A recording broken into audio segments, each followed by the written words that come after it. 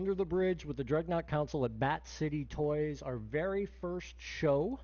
And we are absolutely excited. We couldn't be more elated at the fact that we have with us the Sergeant Slaughter of G.I. Joe and wrestling fame. Sir, thank you so much for being with us and being on our show and helping us kick this off.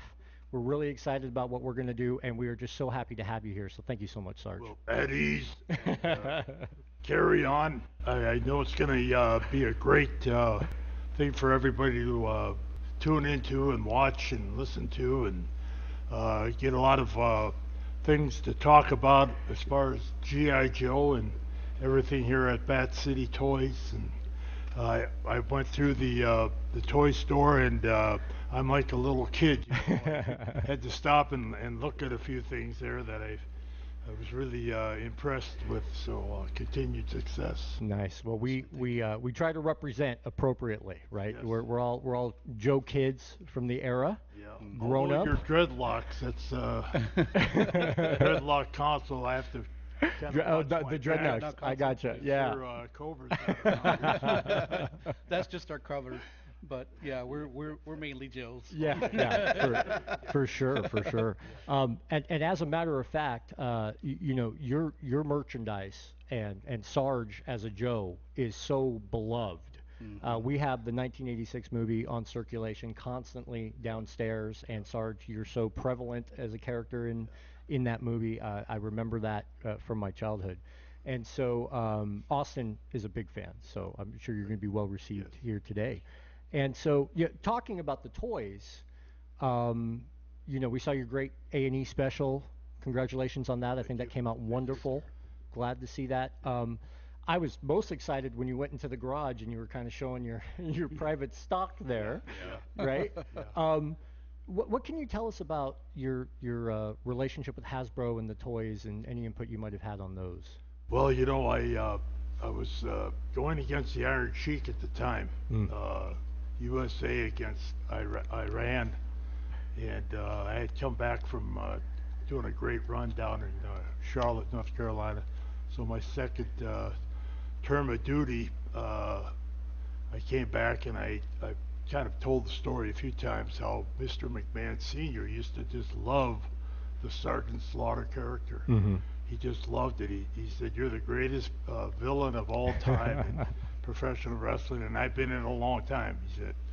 So I listened and listened. He said, "I'm so glad to have you back as a villain, and we're going to go a long ways with it." And I said, "Well, if you think I'm such a great villain, you should see me as a hero." And he went, "A hero? Oh, no. Sergeant Slaughter could never be a hero. And what do you got in mind?" So he wanted to hear my ideas, so I laid it all out to him about the Iran, hostage situation, and all the killing of the Marines at the embassy, and everything that was involved in the Blackhawks going down, and he was just like, I almost hypnotized him, and his mouth was like, and he's like agreeing with everything I'm saying, and I said, "And you got the Iron Sheik in your company. Why don't you let the Marines, Sergeant Slaughter, G.I. Joe go after, There you go. go after him?" And at that time, I wasn't even involved in G.I. Joe. So he was kind of like, yeah, I could see where that would really be good, but that would only last for a couple of months, and then you'll have a hard time getting back into character. And I looked over his shoulder, and his son, who was the boss at that up until a few months ago, Vincent Kennedy, he's shaking his head, giving me the thumbs up. Yeah, I love that, because he's taking over the company. And so that's kind of how it all developed. And at the same time, Hasbro was looking for a spokesperson. They never had a real live character, kind of an ambassador that could go to the toy stores, children's hospitals and veterans hospitals. And so a friend of mine, my attorney actually, knew a fellow that knew someone from Hasbro, and they were having lunch, and they brought up the fact that they were looking for an ambassador, a first living G.I. Joe. And my friend's friend said, "What about Sergeant Slaughter?" He says, "That's who we've been talking about all morning. We wanted to know how we could get a hold of him or if he's Yeah. available to do it." And he said, "Well, I'll get a hold of his attorney and see." So that's how it all started. Gotcha. Little did I know, back in 1975, Harley Race, I was using a move called the Slaughter clutch. Same thing as the Cobra clutch. But he came over to me and said, "Hey kid, I don't think I like that Slaughter clutch thing. Why don't you call it the Cobra clutch? Because it looks like a snake." Oh, wow. Nice. And I said, "Hey, I like that idea." So that's how the Cobra clutch started. And 10, 11 years later, here I'm in G.I. Joe, and the enemy is Cobra. Cobra. Yeah. Yeah. I mean, all the stars were It's Kismet, lined man. up that day when he said that to me. So Awesome. Awesome. that's a little, I could talk for hours on how that all developed. Because I always wondered about that. Did the Cobra Clutch come prior to or after Joe? So thank you for clearing that up. But it's just amazing how those align. So we know the story of Hasbro coming to you. We know the story of McMahon saying, "Hey, you can't do that," and you making the unique decision of, "Hey, I could be a wrestler anytime." I think your wife had brought it up and said, My wife made that right? decision for me. Thank God she did. So some of the best decisions are from our ladies, right? That's for sure. Happy wife, happy life. There you go. There you go. So, was there any nervousness in making that change, or were you all in after that conversation? Well, it went on for quite a while. Yeah. At least a month or two. I kept Oh, wow. telling Vince McMahon. I said, "It's a great combination, wrestling, G.I. Joe." He said, "Sarge, I told you 100 times you can't do it because I've got LJN. I just signed. If you would have come to me a month ago, we would have been able to do it, but it's a conflict of interest. I can't have you on that." A different toy line, yeah. On Hasbro and LJN. So that was the kind of the blockage, the roadblock. And finally, when I was talking to my wife at dinner with my two daughters, she said, "Bob, you can always be a wrestler. You can't always be the first living G.I. Joe." Yeah. And I said, "That's why you get the big bucks, honey." Thank goodness for that guidance, because what we would have missed out on, Right. having Sergeant G, So not then- having Sergeant G.I. then Joe. it kind of all went pretty rough because I called Vince the next day and gave him my notice, and he wouldn't accept it. No, because he was working to WrestleMania. And what I heard, it was supposed to be Hulk Hogan and I against Roddy Piper and Mr. Wonderful Paul Orndorff. So that's kind of why he wouldn't let me go, but he never told me that. I probably would have stayed maybe if he'd have told me that. Because WrestleMania, here we are at number 40 already. But I just had to fight it and fight it and fight it, and finally he got to where he got tired of my attorney and called us in for a meeting and got us in his office, and he's ranting and raving, and he finally stands up and he points at my attorney right in his face. And my attorney was a collegiate wrestler. He was a champion and a national champion. And while Vince was pointing at his face, he just kind of looked up at him and grabbed Vince's finger and started bending it back. Vince was on his tiptoes, and he let go. He pushed Vince back, and he said, "Number one, Vince, get your effing finger out of my face. And number two, you don't own Sergeant Slaughter. Amen. Robert Remus owns Sergeant Slaughter." "No, he doesn't. I created Sergeant Slaughter. I made Sergeant Slaughter this." He kept going on. My attorney took a paper out of his briefcase, showed it to Vince, and he got white. He had already ordered like 300,000 LJN Sergeant Slaughters, and just found out that he doesn't own Sergeant Slaughter. Yeah. And he went, "What? What's this?" He said, Robert Remus, trademarked his name back in 1975.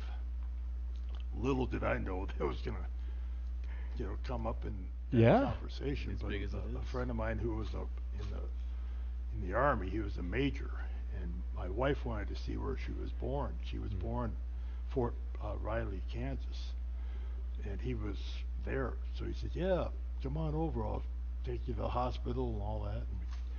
And we just got bombarded. People were Sergeant Slaughter. Oh my God! And so he said, "You know, you should trademark your name." I said, "For what?" And he said, "You never know. You know, you never know." More sage advice. What I've seen today, you know, you got some, you know, people know who you are. Yeah. So that's how it got done.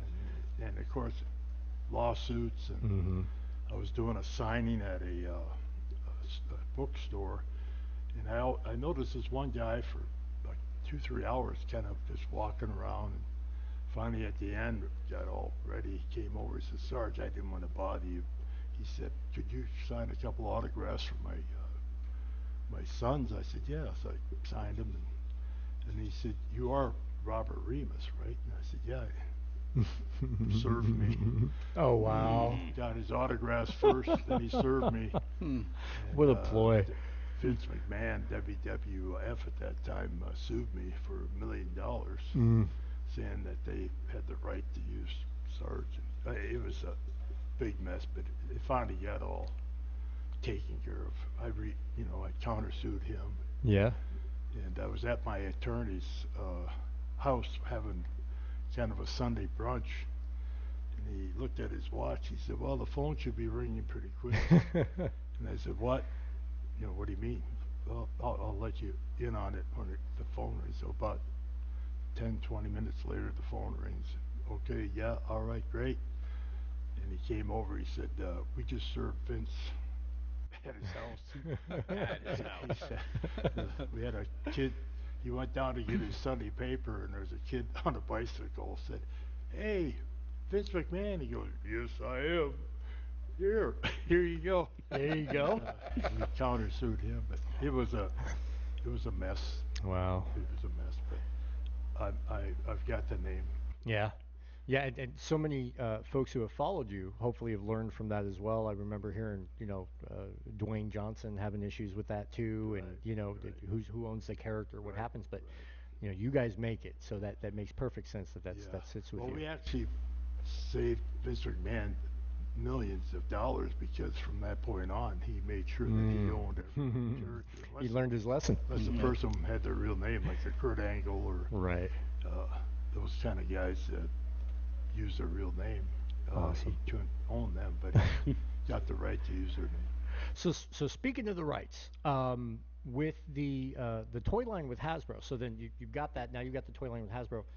Do they bring you in and say, okay, Sarge, here's what? Do they give you a pitch or they ask you for input, or how did that all go with the toy development? Yeah, well, they basically wanted to do the action figure first. It was you couldn't buy it in stores.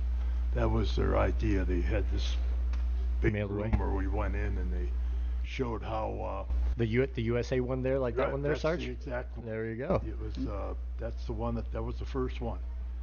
And they said, "We don't want to sell in stores. We want them to earn it." And so they gave me some input on it, and I said, "Everything that you do, I want to have the last say on it." Sure. Because it's a character I Yeah. created, so Yeah. I should know it. I should know that character. So anything that we did, like the animated series, they said, we have a fellow that's going to do your voice. I said, "No, I want Yeah. to do the voice." And they said, "Oh, you don't have to do that." I said, "Well, I want to see the script, so that nothing's put in there that I wouldn't say." Right. And they said, "Oh, okay, no problem. Anytime you want to change something." So I've got boxes and boxes in my garage of scripts that I scribble things out. Gotcha. Got the right to do that. And so anything that, like the figure, that the first one was, we want you to do a commercial on how to get this using the proof of purchase certificate. So I remember that commercial. I kind of wrote half of the commercial. All right. And they loved it, so we shot it. Where you can't buy the Sarge, you have to earn them. Here's how. And there was an announcer send 5 proof of purchase Right. certificates to this certain address, and then what they would do is give the whoever sent it in, they send them back a secret code number, which is a phone number, and when you call that number, it was my recording of my voice, and it was told you how to get. Now put your name and number and, Yeah. and That's awesome. address on your, and send it, and you'll get yours. So that's how the first one was made to not be bought but to be earned. And I got a call from my attorney who had talked to the head honchos there at Hasbro, and they said there's a problem, kind of a big problem. And I said, what is it? He said, they ordered 300,000 action figures, but they need like 3 million. Holy Oh, moly. wow. And I said, That's a good problem. That's a problem. Good problem to have, Good I would problem, think. yeah. I'll Pretty take good 3 problem to million have. orders over 300,000 any day. They just said that Yeah. so many people, children mostly, would be going to their mailbox and waiting and waiting and waiting. Yeah. Sometimes it took a year to get that figure, So But I mean, you had to hear that and go, yeah, yeah, right? I made the right decision. All right. Made the right Vince decision. who? Yeah. At that point. But I got put off with wrestling, especially the WWF at that time, now WWE, and I didn't watch the show. Didn't want to know anything about it. And for 6 years, I never even watched the shows. And so one day I was in Cleveland, Ohio. I just did a sign. I was in my hotel room, and they advertised WrestleMania 6 if you wanted to watch it on your TV in the room. So I called down to see how to. So it's time I'll watch it.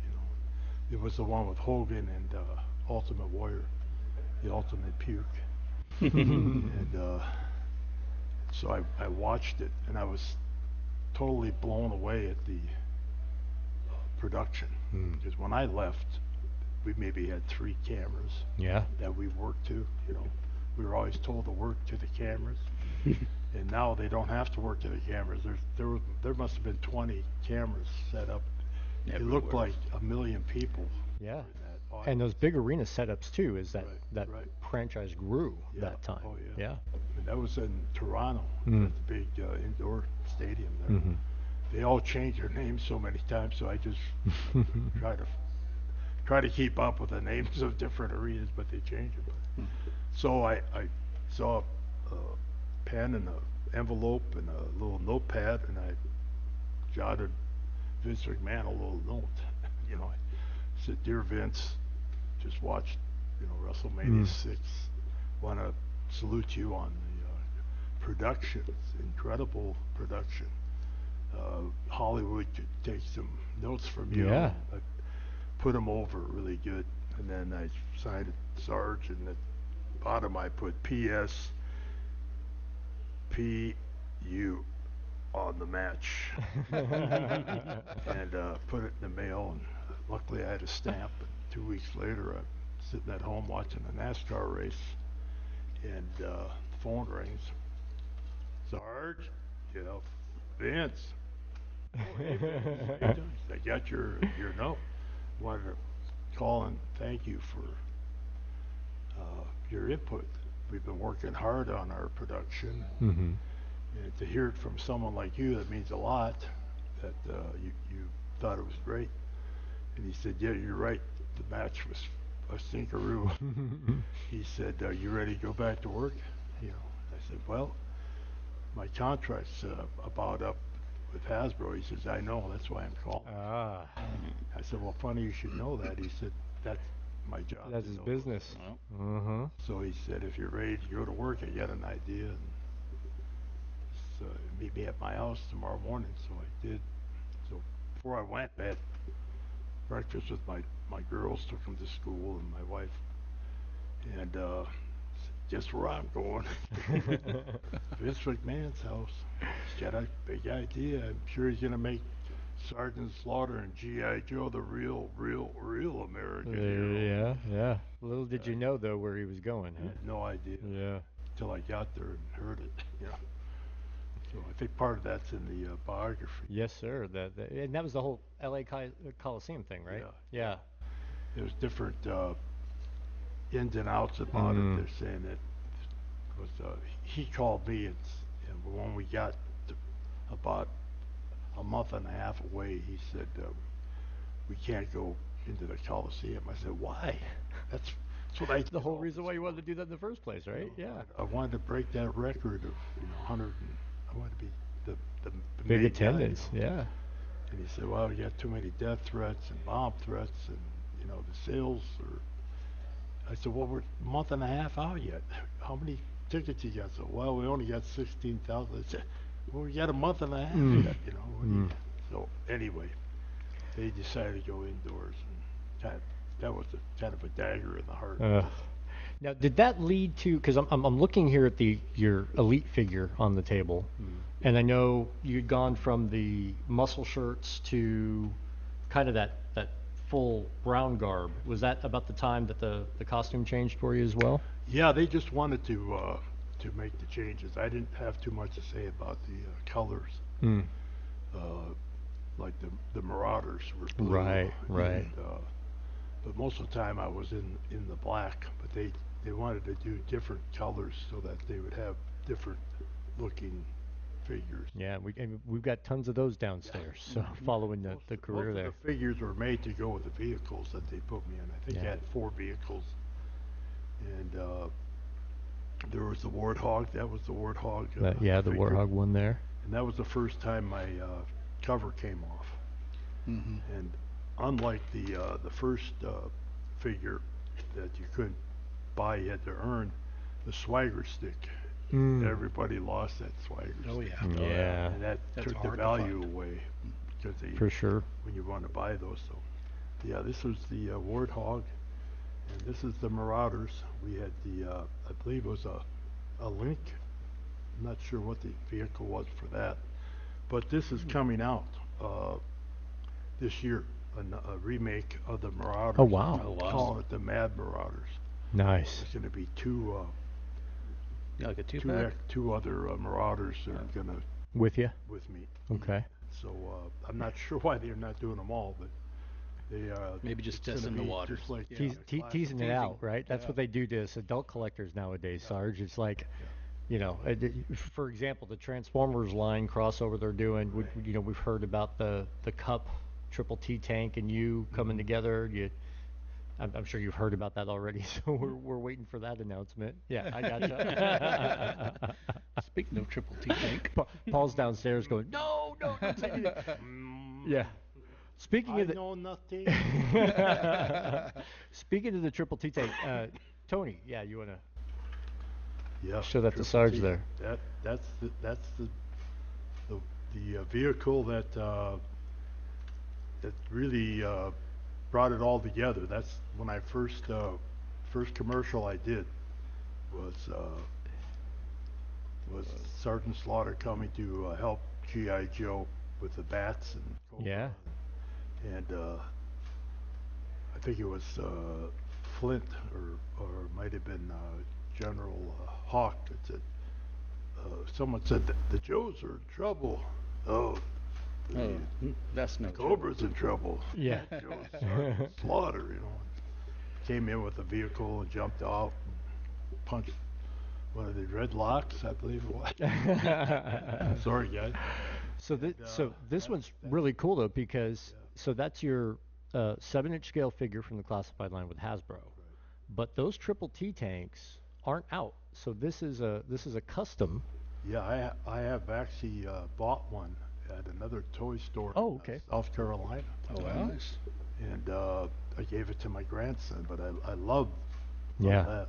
And that's based on so we were talking about the mail away, so that's the mail away version with the orange pieces to it. But I mean, it's just so iconic in Joe, right? Yeah. You got Sarge, you got the Triple T tank With the swagger stick. with the swagger I also stick. have one in a Canadian version. Yes. With a Canadian flag. That's on it. right. Yes, they do. And, Yep. I was so impressed. I went to Japan for a wrestling tour, and had some time, so I went out to do a little shopping, and there was two little Japanese boys looking at this big display of G.I. Joe and Sergeant Slaughter, and they're talking. I don't understand them, so I tapped one on the shoulder, and he turned around and he looked at me. And he said something to his friend, and they ran. And they ran, and I saw them go to their mother, and they're saying, you know, Sergeant Slaughter. And she's going, no, you're crazy, you know. Yeah. So they came back with her, and I hid behind a column. They're going, he was here. And she going, just leave me alone. So I waited for a little while, and they were like talking to each other like, we know we saw him. And so they started looking some more, and then I tapped them again, and they ran. They didn't come back. But that was so popular over. Mm-hmm. I was completely surprised that it was so popular in Japan. Well received. Yeah. Very well received. Yeah. They keep wanting me to come over, you know. And now with the Marauder coming out, the Mad Marauders, we might have to do something. Well, the thing with the classified, when I re-enlisted, we did the classified, and it had a mini-me inside. yeah. Yeah. But they did something they never did before, and they didn't have a clear. Yeah, where they you could see Yeah, put the you in the window. box. Yeah. Yeah, just without the box. plastic And window. they had Yeah. the artwork all over Mm-hmm.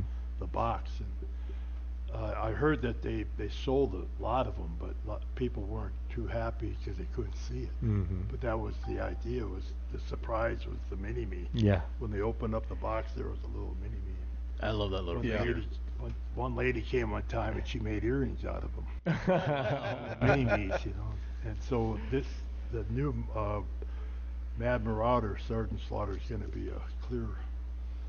I'm glad they're going back to that, because as a collector, Yeah. right, Yeah. you want to keep it in pristine condition, but if you can't see through, then Yeah. Yeah. kind of Right. avoids the purpose. Although the artwork is great. Yeah. I love the flashback to the cartoon, but Right. yeah, no, I hear that. I'm glad to hear they're doing that. Give you a little Oh, okay. secret.